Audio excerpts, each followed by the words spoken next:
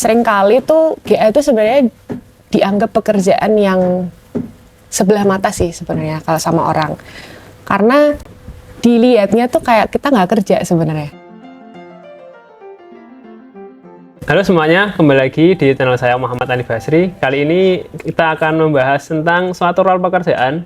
Ya, sekarang saya bersama dengan bintang tamu kita dengan Gloria Jayanti. Iya. Boleh perkenalkan nama lengkapnya, kemudian kerja sebagai apa? Iya. Perkenalkan, nama aku Gloria Jayanti. Aku bekerja di salah satu pabrik alas kaki di Salatiga sebagai General Affair.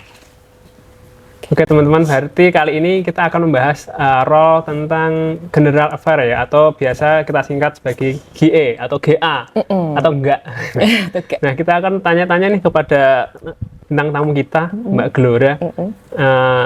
Rasanya menjadi General Affair itu seperti apa sih? Waduh, rasanya ya.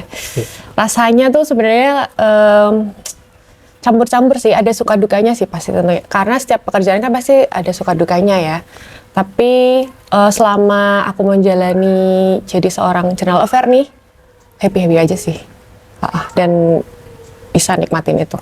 Gitu. Oke, sebenarnya tugas General Affair sendiri itu apa sih? Kita sebagai orang awam ya, yang nggak pernah tahu atau mengendalami atau pernah menjabat sebagai staff atau mungkin bekerja sebagai GA itu seperti apa sih? Pada dasarnya kalau orang awam, gampangnya tuh kalau General Affair itu kayak pembantu umum gitulah. Jadi dia tuh memfasilitasi beberapa pelayanan-pelayanan yang ada di perusahaan dari logistik maupun operasionalnya gitu. Jadi sebenarnya lebih cenderung ke pelayanan sih gitu. Berarti untuk rutinitas harian sebagai General Affair sendiri seperti apa? Karena kan banyak bidang ya kalau di General Affair itu. Jadi sebenarnya aku mau jelasin kalau General Affair itu dibagi dari beberapa unit. Ini yang ada di perusahaan aku ya maksudnya. Kalau yang ada di perusahaanku itu ada beberapa unit. Salah satunya adalah logistik dan manajemen aset. Terus ada pelayanan dari outsourcing. Kemudian ada general expense. Ini kita, terus aku jelasin satu-satu dulu. Kalau yang logistik dan manajemen aset ini kita melakukan pengadaan atau pembelian dari barang-barang logistik operasional yang dibutuhkan kantor. Semisal kayak alat tulis kantor, terus alat kebersihan, terus kebutuhan untuk rumah tangga kantor kayak pengharum dan lain-lain kayak gitu. Terus ada pelayanan outsourcing, ini kita membawahi 4 outsourcing, ada driver, kemudian cleaning service, terus ada kantin dan ada security. Terus yang selanjutnya adalah apa tadi? Yang ketiga general expense. General expense itu kita melakukan pembiayaan rutinitas untuk kayak listrik, air kantor, kayak gitu-gitu. Terus kemudian yang selanjutnya ada maintenance facility. Itu kita melakukan maintenance yang sifatnya untuk fasilitas kantor. Semisal kebocoran toilet atau kerusakan-kerusakan barang-barang yang ada di kantor, kayak kerusakan meja dan lain-lain gitu. Dan yang terakhir adalah visual design. Apa itu? Visual design. Jadi kalau di tempatku itu GA membawahi visual design. Jadi kayak desain-desain yang ada di perusahaan. Kayak misal karena perusahaanku tuh apa ya, memperhatikan banget soal desain-desain SOP gitu-gitu. Nah itu ada kayak peringatan kayak 5S. 5S itu apa ya kalau di sini ya? Apa ya? Ini salam sapa. Bukan. Kayak rapi, bersih gitu-gitu loh. Itu terus kayak pelang-pelang yang ada di pabrik. Oh gitu. misal dilarang merokok, terus kayak gitu-gitu. Visual-visual yang umum gitu sih. Visual ruangan juga. Oke. Terus tantangan tersendiri untuk menjadi seorang General Affair itu apa sih? Wah, tantangannya ini sih kerjanya tuh lebih ke fleksibel. Karena banyak dari kita yang misal kayak pelayanan, karena pelayanan itu kan kadang 24 jam ya, karena pabrik itu kan hidup selama 24 jam. Jadi mau kita di telepon jam 2, jam 3 malam, itu biasanya kita harus tetap standby gitu. Waduh. Sengeri itu sih. Apalagi kalau di beberapa bagian ya, kayak ada di bagian driver, terus security, itu kan kantin, bahkan kantin pun itu juga 24 jam, karena kan kita juga penyediaan makanan juga sampai malam kan gitu. Jadi emang harus lebih, fleksibilitasnya lebih tinggi sih gitu. Dan harus punya manajemen stres sendiri gitu. Biar nggak stres tiap Betul, waktu ya. betul. Oke, sestres itu ya ternyata teman-teman sebagai general affair. Terus lanjut, skill yang harus dimiliki untuk menjadi seorang general affair. Waduh, apa ya? Kalau menurutku itu lebih ke komunikasi sih. Komunikasi, terus pemecahan problem solving, karena di GA itu masalahnya lebih apa ya? Lebih luas, karena kita kan ngurusinnya satu ibaratnya kalau di tempatku berarti satu pabrik gitu kan. Kita ngelola itu di semuanya. Jadi ya harus bisa cepat ngambil keputusan, bisa cepat ngasih gimana kita harus nyelesain itu gitu. Terus manajemen stres itu tadi yang aku sebutkan, karena seringkali tuh GA itu sebenarnya dianggap pekerjaan yang sebelah mata sih sebenarnya kalau sama orang. Karena dilihatnya tuh kayak kita nggak kerja sebenarnya. Lah, kok Gitu, bisa? iya. Padahal kerjanya banyak ya. Tapi kan maksudnya tuh pekerjaan kita tuh bukan yang apa ya, kalau kayak accounting gitu kan Iya. kelihatan ya, ada datanya, ada ininya. Kalau kita kan pelayanan, jadi pelayanan itu kan lebih subjektif, ya nggak sih? Kita ngerasa ini kita pelayanannya kurang dan lain sebagainya, itu lebih subjektif ke masing-masing usernya gitu. Nggak bisa terlihat nyata kalau kita menghasilkan sesuatu gitu loh. Lebih kayak gitu sih. Kalau departemen-departemen lain kan kayak misal engineering gitu-gitu kan kelihatan ya ada hasilnya nih, udah benerin ini gitu. Tapi kalau GA itu kan karena pelayanan itu tadi, jadi nggak, kadang dianggap sebelah mata gitu.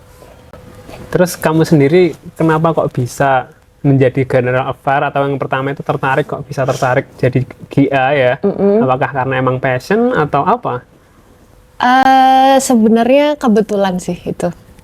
Jadi dulu waktu daftar kerja, ini kebetulan, ini aku cerita pas aku daftar kerja aja ya, berarti ya. Dulu aku tuh apply di perusahaanku ini tuh lewat, ini boleh sebut gak ya, Jobstreet, lewat Jobstreet. Terus abis itu di situ tuh ada pendaftaran untuk manajemen trainee. Nah, kalau manajemen trainee itu kan luas ya, maksudnya kita nggak diarahkan untuk satu departemen gitu. Terus pada saat prosesnya itu, proses untuk selesai manajemen trainee-nya itu, kita disuruh buat project.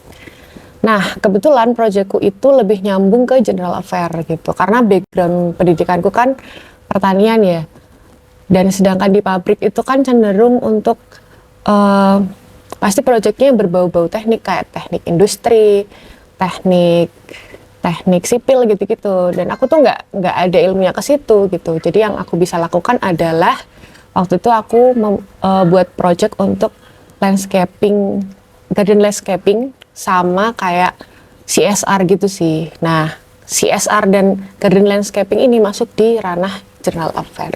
Oke.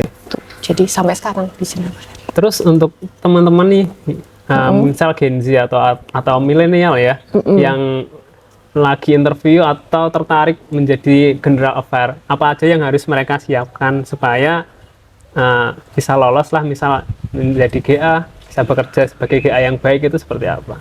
Yang jelas ini sih sesuai jurusan, yang jelas itu ya. Yang pertama, terus kalau secara ini mungkin lebih ke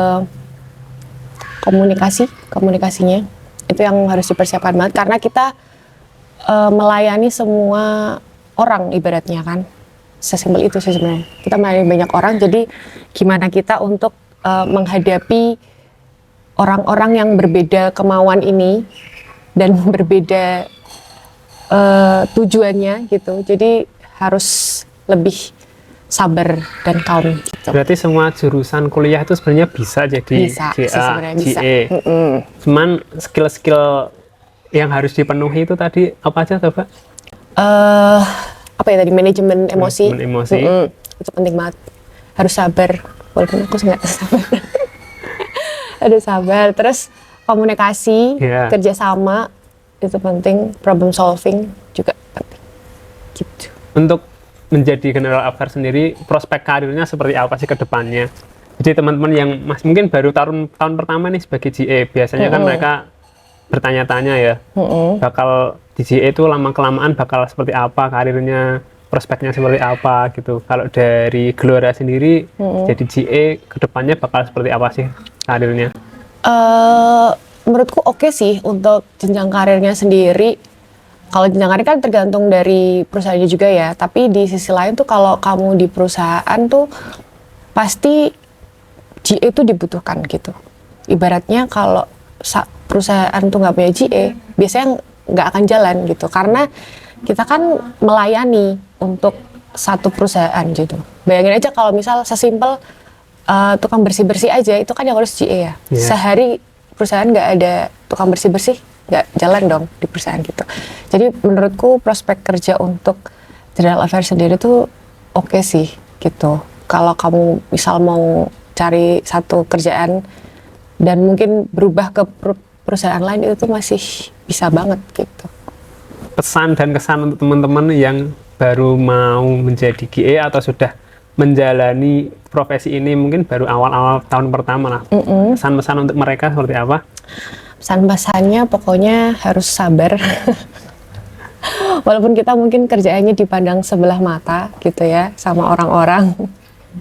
Tapi tetap harus menjalankan yang terbaik tentunya dan bisa melayani dengan sepenuh hati gitu. Oke teman-teman, mungkin itu saja ya teman-teman.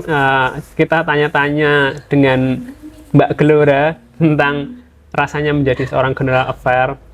Terus mungkin bila kalian ada pertanyaan bisa tulis di kolom komen. Betul. Mungkin bisa kita lanjutkan di konten selanjutnya. Sekian dari saya. Terima kasih Mbak Gelora. Terima kasih.